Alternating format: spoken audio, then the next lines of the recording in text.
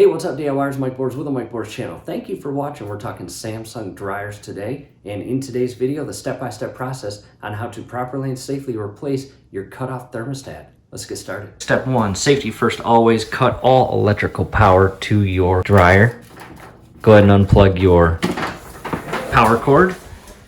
And from here, on the back side, if yours is like ours, you have two Phillips screws. Go ahead and remove those. You're going to be able to shift this whole cover plate off. The screws themselves are pretty short. Go ahead and set those aside, and from here you can carefully shift your cover plate back and carefully remove this and set it in a safe location. Next, you have these plastic tabs that go into their connection points. Again, they're plastic. Do not break them, just carefully pop them out of their connection points. Down in there, you have an additional tab right there, and there is a tab on each side.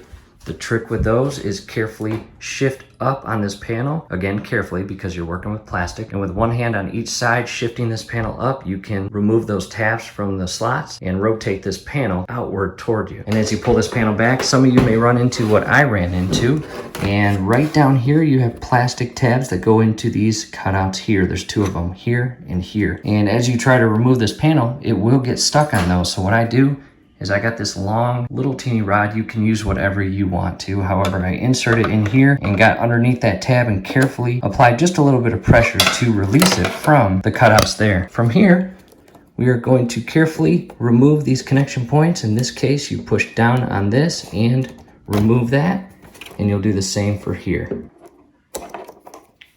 From here, we can set the control panel in a safe location. With your panel removed, open up your dryer door, and you've got Phillips screws, 1, 2, 3, and 4. Go ahead and remove those.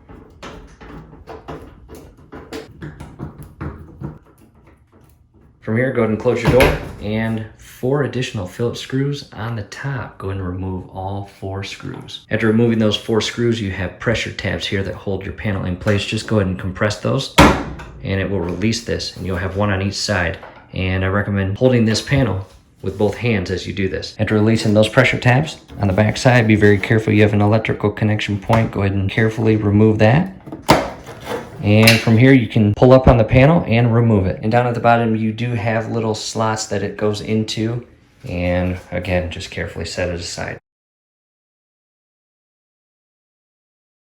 Come down below, you've got 3 screws. Again, Phillip, and we want to remove this part. After removing those screws, you will shift this portion down until you remove it. Direct your attention to this connection point here. Carefully push down on that tab there, and as you push down, shift the 2 connection points apart. Back up top, and what we want to do is remove this entire upper mount here. And we've got a Phillips screw here, here, there, upper right hand corner, and lower right hand corner.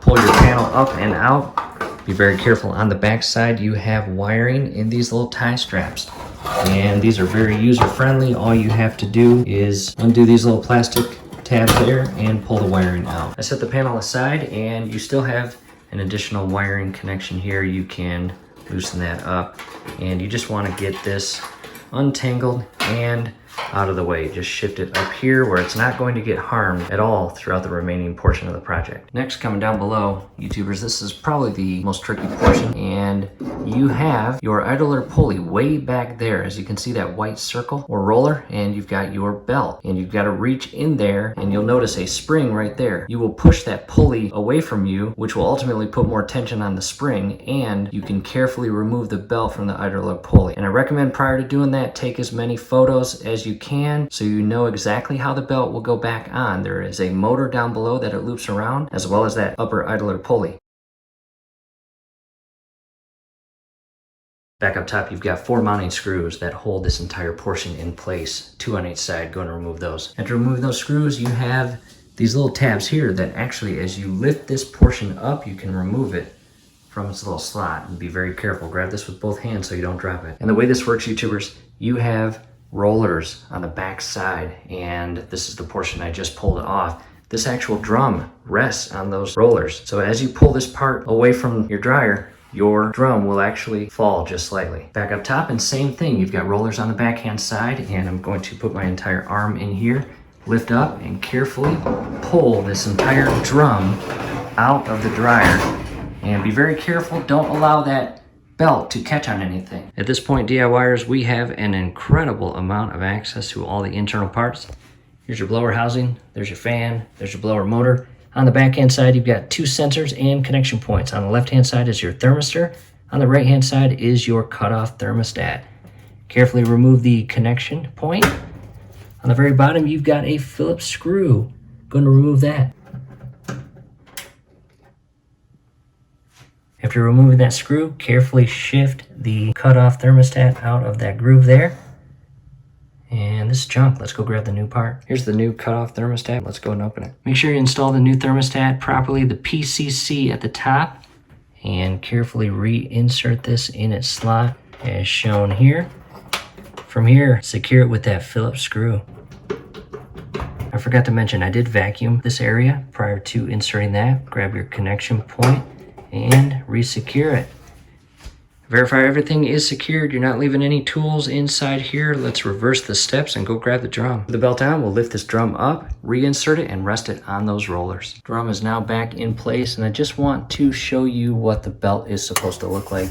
With the idler pulley, you can't see the lower pulley that's on the motor. However, it loops around that, and that's what it's supposed to look like. Hopefully this may be a better view of it. However, again, just make sure you take pictures and know exactly how this belt goes back on. After securing the belt, come up top and give it one full rotation or revolution. Make sure that belt is in this groove here. After that, grab your panel and we will insert those rollers on the bottom portion, and as we do this, we will carefully lift up on the drum to properly set those rollers in place. And again, as you do this, just carefully lift up on the drum to allow those rollers to get underneath it, and realign your tabs that are on your mounting bracket, and they go into the respective slot. And from here, grab all 4 screws and secure them. After securing those 4 screws, direct your attention to your wiring and re-secure them in those little twist straps there. And remember what this goes to. This goes to your actual front panel. So this will actually droop through this little indent here, and hang that carefully there.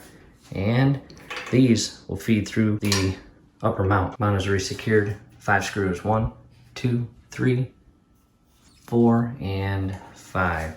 Electrical wiring comes out here, and there's that. From here, let's go down below, grab the cover to our ducting, and re-secure that. Go ahead and secure it with your 3 screws. And next, secure your connection point for your moisture sensor. Time to put on the front panel, and you've got cutouts down at the bottom, and they will rest over these little tabs here.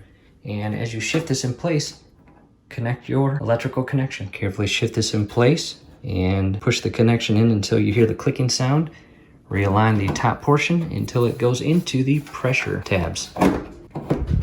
Next, go ahead and re-secure your 4 upper Phillips screws.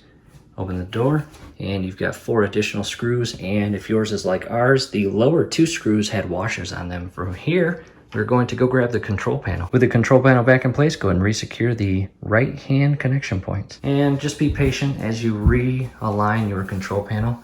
Make sure all of your connection tabs are properly in place and secure. From here, we'll go grab the top. After reapplying your top panel, go ahead and re-secure the rear Phillips screws. Go ahead and plug in your dryer, and we've got a load ready to go. We're going to turn it on and see. So we'll pause that, and we'll end by saying hopefully this helps. Do us a favor, below the video you'll see that thumbs up icon. Click on that, like the video, subscribe to the channel, definitely ring your YouTube bell. That would be very helpful to us. We really appreciate it. Thanks again for watching.